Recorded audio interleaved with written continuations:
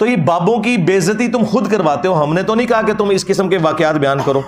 اور تمہارے جو باپا جانی ہیں اس کے بھی مرشدی اطار ہے نا, وہ جب کرامت یہ بتائیں گے کہ ایک دعوت اسلامی کے مفتی صاحب کی قبر پہ ایک مدنی قافلہ جب گیا تو اندر سے قرات کی آواز سنائی دے رہی تھی مفتی دعوت اسلامی کی بارگاہ میں.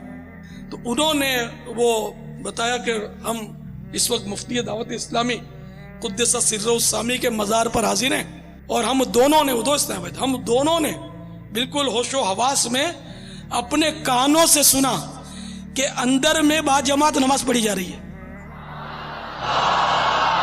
اندر میں نماز پڑھی جا رہی ہے. باقاعدہ قراءت سنائی گئی ہم کو. ظہر کا وقت تھا, تو باقاعدہ وہ قراءت سنائی دی گئی. ظہر کا وقت تھا, تو باقاعدہ وہ قراءت سنائی دی گئی. ظہر کا وقت تھا, تو باقاعدہ وہ قراءت سنائی دی گئی. اور سلام پھیرنے کے بعد اللہم انت السلاموں کی دعا بھی ہم نے سنی. اور باپا جانی سے غلطی یہ ہو گئی کہ وہ کہتے ہیں جی زور کی نماز کا وقت تھا اور قبر سے آواز آ رہی تھی قرات کی. اندازہ کرو زہر میں تو قرات اونچی آواز سے ہوتی نہیں ہے. اور خود فقہ حنفی کا بھی مسئلہ ہے کہ اگر زور اثر میں کوئی اونچی قرات کرے گا تو سجدہ صاحب واجب ہو جائے گا. ساتھ ہی ہونا چاہیے تھا قرات کی آواز آ رہی تھی اور بعد میں کسی نے لقمہ باہر سے دیا تو انہوں نے اینڈ پہ سجدہ صاحب کر لیا. اور دیکھے وہ ریکارڈنگ کرنے والوں نے ریکارڈ کیا اور کسی بیوقوف کا بھی دماغ نہیں اس طرف گیا, عقل مندوں کا تو جانا ہی نہیں تھا, بیوقوفوں کا چلا جاتا کہ اللہ کے بندو اس میں تو اس نے زور کے نماز کا نام لے لیا, ویسے جنرل بات کر دیتا تو یہ کہانی چل جاتی. اس سے پتہ چلا کہ یہ ٹیکنیکل جو خرابیاں بیچ میں چھوڑتے ہیں نا اس کی وجہ سے ہمیں پتہ چل جاتا ہے یہ کہانیاں گھڑتے ہیں بیٹھ کے. تو واللہ میں کسی بزرگ کی توہین نہیں کرتا, تم خود کرواتے ہو. جب تم یہ کہو گے کہ اوپر دیکھا تو سونا, نیچے دیکھا تو سونا, ہاں درخت اس کے پتے اس کے تنے جڑیں بھی سونے کی ہو گئی. داتا حضور کشف المحجوب میں لکھتے ہیں یہ فکرے ان کی زبان سے تب ادا ہوئے جب اس درخت کے نیچے تھے جس کے اوپر میں چڑھا ہوا تھا. آپ فرماتے خدا کی عزت و عظمت کی قسم پورا درخت, اس کی ٹہنیاں, اس کا تنا, اس کی جڑیں بھی سونے کی ہو گئی. سارا, ہاں سارے سونے کا ہو گیا. اب وہ جو ہے نا وہ مٹی اٹھانے کے لیے نیچے ہوا, تو نیچے دیکھا تو زمین سونے کی. زمین سونے کی ہے. یہ کیا ہوا؟ دائیں دیکھا تو سونا, بائیں دیکھا تو سونا, آگے دیکھا تو سونا, پیچھے دیکھا تو سونا. اب بابا جی نے کام کیا تھا, کیوں نہیں مٹی دیا ٹیما پھڑان دیا, اور کہتا حضور کہاں سے پکڑاؤں, مٹی ہے ہی نہیں, جہاں تک نظر جاتی سونا ہی سونا ہے. بابا جی ایک سوال ہے بابا جی, اگر آپ ہوا میں سونا نکال سکتے ہیں بابا جی تو دیش کی غریبی کیوں نہیں مٹا دیتے بابا؟ جواب بابا جی, جب آپ خود سونا نکال سکتے ہو تو ہم لوگوں سے چندہ کیوں لیتے ہو بابا جی؟ جواب ہریو ہریو ہریو. یہ رانگ نمبر ہے, یہ رانگ نمبر ہے. اب وہ واقعہ اگر کشف المحجوب میں علی حجویری صاحب نے لکھ دیا ہے تو اللہ کے بندو واللہ عالم انہوں نے لکھا نہیں لکھا, انہوں نے بھی لکھا, تب بھی اللہ کے بندو یہ پاسبل ہے؟ مجھے بتاؤ, اللہ سے ڈر جاؤ. جب یہ جھوٹ تم بولو گے تو پھر ہم تم سے نہیں پوچھیں گے کہ یار اب وہ بزرگ کدھر گئے ہیں. اور اس سے بھی بڑھ کر کیا صحابہ کرام کو یہ کرامت نصیب تھی؟ صحیح بخاری میں تو آتا ہے کہ حضرت ابوبکر جب خلیفہ بنائے گئے تو انہوں نے کہا کہ لوگوں تم خوب جانتے ہو کہ میرا کاروبار بڑے اچھے طریقے سے چل رہا تھا, لیکن اب خلافت کی ذمہ داری تم نے مجھ پہ ڈال دی ہے, تو میں اپنے بچوں کو کہاں سے کھلاؤں گا, کیونکہ میں تو اوپر دیکھو تو سونا, نیچے دیکھو تو سونا تو نہیں کر سکتا. تو صحابہ کرام نے مشورہ کر کے ایک مہاجر کے برابر ان کا وظیفہ بیت المال سے لگایا. اگر حضرت ابوبکر صدیق رضی اللہ تعالیٰ عنہ یہ نہیں سونا کر سک رہے تو تیرے بابے تو شاہی کوئی نہیں.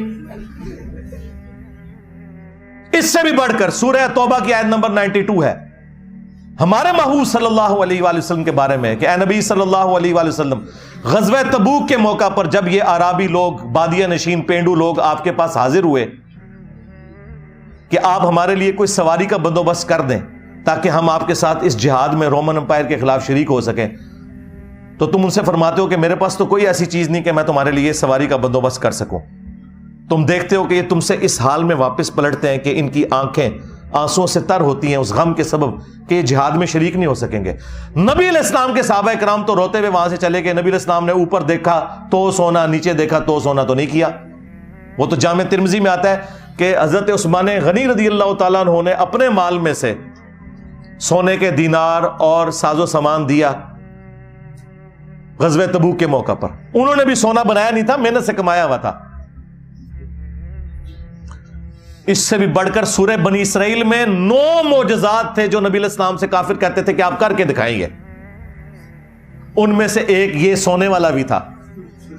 اس کا سونے کا کوئی گھر بن جائے, اوپر دیکھو تو سونا, نیچے دیکھو تو سونا ہو جائے. تو اس کے جواب میں کہا گیا ہے نبی تم فرما دو کہ میں بشر ہوں, رسول ہوں, یہ میرا کام نہیں ہے کہ یہ معجزات میں خود سے دکھا سکوں. تو مجھے بتاؤ کہ اگر قرآن میں نبی علیہ السلام کی نبوت سٹیک پہ لگ جاتی ہے نعوذ باللہ اس حوالے سے کہ کافر ان کے اوپر یہ ڈیمانڈ رکھ دیتے ہیں اور اللہ تعالیٰ وہ ڈیمانڈ بھی پوری نہیں کرتا کہ بھائی ایسا نہیں ہوگا, اللہ چاہے گا تو ہوگا, کہ اس کا سونے کا گھر ہو. تو اگر نبی کے غلام یہ سارے کام کر لیتے تھے تو نبی علیہ السلام کے کیس میں کیوں نہیں ہوگا؟ دنیا بقدر ایفرٹ ہے یار. اس لیے یہ قرآن و حدیث ڈائریکٹ نہیں پڑھنے دیتے, کہتے ہیں تم گمراہ ہو جاؤ گے, یعنی کہ راستے پہ آ جاؤ گے. تو جب تم اس قسم کے جھوٹے واقعات کو دین بنا کے پیش کرو گے تو پھر تو ہم یہ کہیں گے جی ابو الحسن خرقانی کے بارے میں فرید الدین عطار نے نقل کیا جی وہ خواب میں آگے محمود غزنوی کے سومنات پہ آخری حملے کے وقت اس نے وہ جبہ لے کے دعا کی تھی. اندازہ کرو, بابا جی ناراض, بابا جی. ہاں, حضرت ابو الحسن خرقانی ایک بزرگ گزرے, یہ حضرت باعزید بستامی کے سجادہ نشین. اتنے بڑے آدمی تھے, اپنا جبہ دیا محمود غزنوی کو, جب مشکل آئی تو دعا مانگنا آگے رکھ کے اللہ فتح دے دے گا. تو محمود کہتے ہیں جب سومنات کے مندر نہیں فتح ہو رہے تھے تو میں نے بابے کا جبہ سامنے رکھ کے دعا کی تو اللہ نے مجھے فتح دے دی.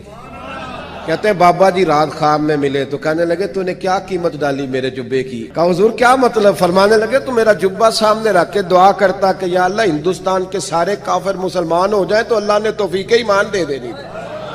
یہ تو نے کیا دعا مانگی ہے؟ بابا جی نے کہا کہ تو نے تو میرے کرتے کی قیمت ہی بڑی کم لگائی ہے. اگر تو یہ جبہ اٹھا کے یہ کہتا نا کہ قیامت تک ہند کی سرزمین میں کوئی کافر نہیں ہوگا تو یہ دعا قبول ہو جاتی. ہمارا معصومانہ سوال ہے کہ نبی علیہ السلام تو کرتا مبارک پہن کے جب مدینے کی گلیوں میں اور مکے کی گلیوں میں جاتے تھے تو لوگ تکلیف دیتے تھے مکہ شریف میں, طائف میں.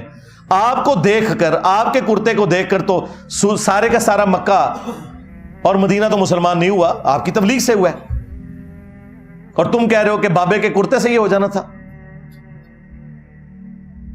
پھر صحیح مسلم میں حدیث ہے, اسما بنت ابی بکر نے نبی علیہ السلام کی وفات کے بعد ایک کالا جبہ کسروانی طیالسی پرشین امپائر کا جبہ, وہ کالا ہی ہوتا تھا جس طرح سندھی اجرک ریڈ ہوتی ہے, وہ نکالا اور کہا یہ نبی علیہ السلام کا کرتا تھا, آپ صلی اللہ علیہ وآلہ وسلم اسے پہنا کرتے تھے اور ہم اس کا دھون مریضوں کو شفا کے طور پر پلاتے ہیں. نبی علیہ السلام کا کرتا شفا دیتا ہے اللہ کے اذن سے, لیکن صحابہ کرام نے جنگ قادسیہ اور یرموک میں نبی کا کرتا نہیں پیش کیا کہ جتنے یہاں پہ رومن امپائر کے لوگ ہیں سارے کے سارے مسلمان ہو جائیں اس کی برکت سے. تو تیرے بابے کا کرتا اتنا بڑا کتوں ہو گیا, کہانیاں کروانا ہے. کہتا جی نبی کے ساتھ کیوں کمپیئر کرواتے ہو؟ اس لیے کہ ہمارا نبی وہ ہے جس کی قبر مدینے میں, ہم نے کلمہ اس کا پڑھا ہوا ہے نا. تمہارا نبی کون ہے وہ بتاؤ؟ کہیں وہ تو نہیں ہے جس نے کہا تھا کہ میرا جھنڈا محمد کے جھنڈے سے بھی بڑا ہوگا, باعزید بستامی؟ ہاں,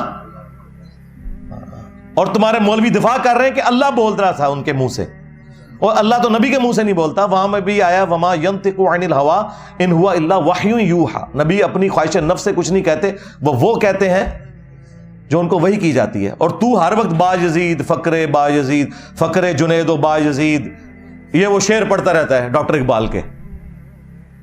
بھائی ہمیں یہ اختلاف ہے, کیوں اس نے کہا لوائی اعظم من لوائی محمد, میرا جھنڈا محمد کے جھنڈے سے بڑا ہوگا, قیامت کے دن کا جھنڈا تو ہمارے نبی علیہ السلام کے پاس ہوگا. ہاں, اور یہ ڈیفینڈ کرتے ہیں اس کو. تو بھائی اگر بزرگوں کی عزت کروانی ہے, ان کا ایمان بچانا ہے, تو ان سارے واقعات کو جھوٹ کہہ دو, ہم تمہارے ساتھ ہو جائیں گے.